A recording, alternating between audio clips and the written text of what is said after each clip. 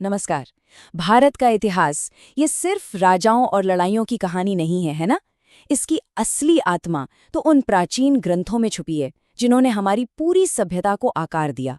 तो आज हम उन्हीं ग्रंथों के पन्ने पलटेंगे और समझने की कोशिश करेंगे कि वो हमें अपने अतीत के बारे में क्या बताते हैं। तो चलिए शुरू करते हैं ये सफर। स्क्रीन पर जो दिख रहा है वो सिर्फ एक पुराना पन्ना नहीं है।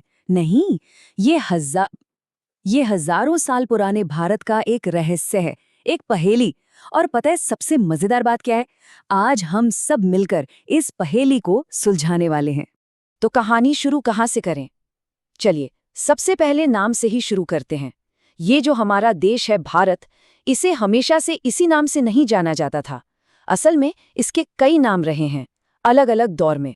जैसे हमारे प्राचीन पुराणों में इसका जिक्र भारतवर्ष के नाम से मिलता है, यानी भारत की भूमि। फिर आए यूनानी, उन्होंने इसे सिंधु नदी के पार की जमीन होने की वजह से इंडिया कहना शुरू कर दिया। और फिर सदियों बाद मध्यकालीन इतिहासकारों ने इसे हिंदुस्तान का नाम दिया।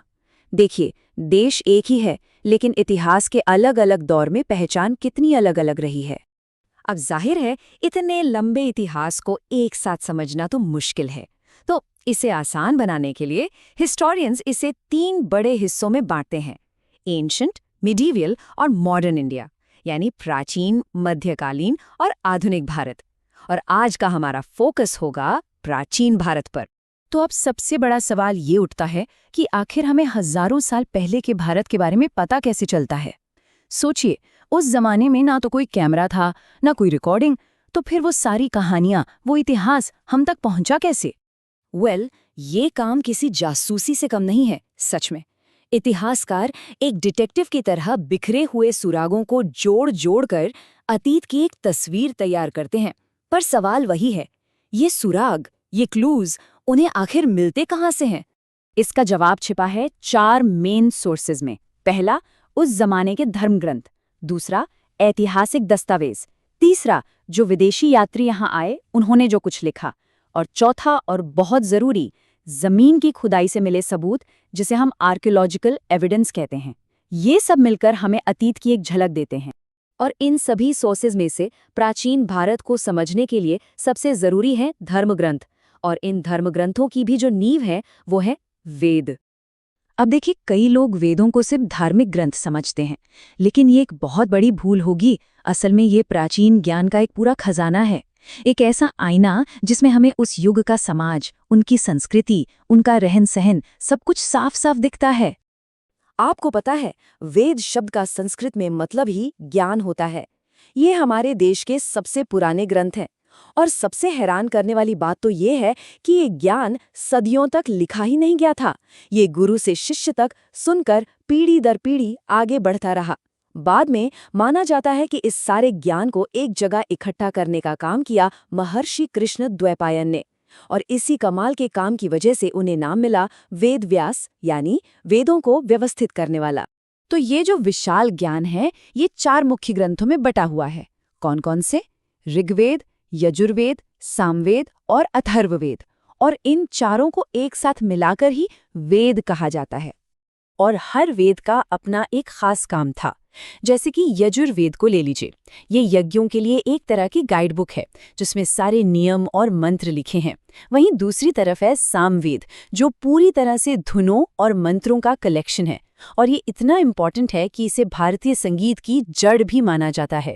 लेकिन इन चारों में से एक है जो सबसे पहला, सबसे पुराना और शायद सबसे ज्यादा महत्वपूर्ण है, और वो है ऋग्वेद। तो चलिए अब जरा इसके अंदर और गहराई से झांकते हैं। तो ये ऋग्वेद है क्या? बेसिकली ये देवी देवताओं की तारीफ में गाए गए श्लोकों का एक बहुत बड़ा कलेक्शन है। और इसी कलेक्शन से हमें उस जमाने के लोगों, जिन्हें अक्सर शुरुआती आर्य भी कहा जाता है, उनके समाज, उनकी राजनीति, उनके विश्वासों, इन सब की एक बहुत ही कीमती झलक मिलती है।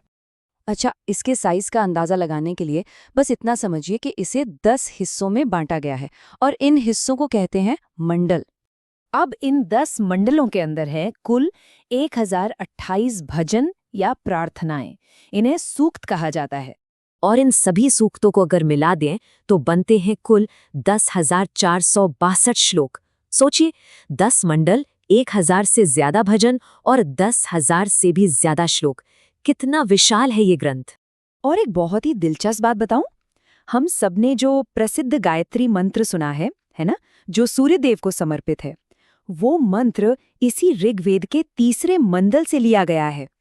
तो देखिए, ये ग्रंथ हमारी रोजमर्रा की जिंदगी से भी कितना जुड़ा हुआ है। लेकिन ऋग्वेद में सिर्फ प्रार्थनाएं और मंत्र ही नहीं है। नहीं, ये हमें उस समाज की बनावट, उसके स्ट्रक्चर की जड़ों के बारे में भी बताता है। और ये एक ऐसी व्यवस्था है जिसका असर आज भी किसी न किसी रूप में महसूस किया जाता है। ऋग्वेद का जो 10वां मंडल है, उसमें एक पुरुष सूक्त है। इसमें समाज को 4 वर्णों में बांटने की एक कल्पना की गई है। इसके मुताबिक इन चारों वर्णों की उत्पत्ति एक विराट पुरुष के शरीर के अलग अलग हिस्सों से हुई, जैसे ब्राह्मण मुख से, जिनका काम ज्ञान देना था, क्षत्रिय भुजाओं से, जिनका काम रक्षा करना था, वैश्य जांघों से, जो व्यापार और खेती करते थे, और शूद्र पैरों से, जो सेवा का काम करते थे। ये उस समय समाज में कामों के बंटवारे का एक सिंबॉलिक रिप्रेजेंटेशन था। तो इससे ये साफ हो जाता है कि ये प्राचीन ग्रंथ सिर्फ पूजा पाठ के दस्तावेज नहीं है। ये तो एक पूरी सभ्यता का फाउंडेशनल कोड है, एक ब्लूप्रिंट है। और ये हमें सोचने पर मजबूर करता है कि इन हजारों श्लोकों में हमारी संस्कृति के और न जाने कितने रहस्य छिपे होंगे,